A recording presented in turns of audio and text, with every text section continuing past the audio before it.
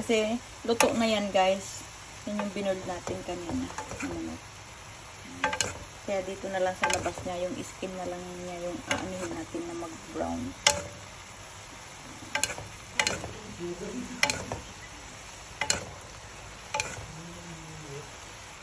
See? Hanggang magganito ang kulay niya guys. Oh, see, maglapat-lapat na diba?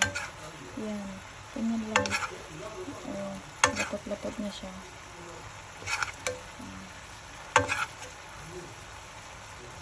Yan na guys, okay lang ang chicken natin.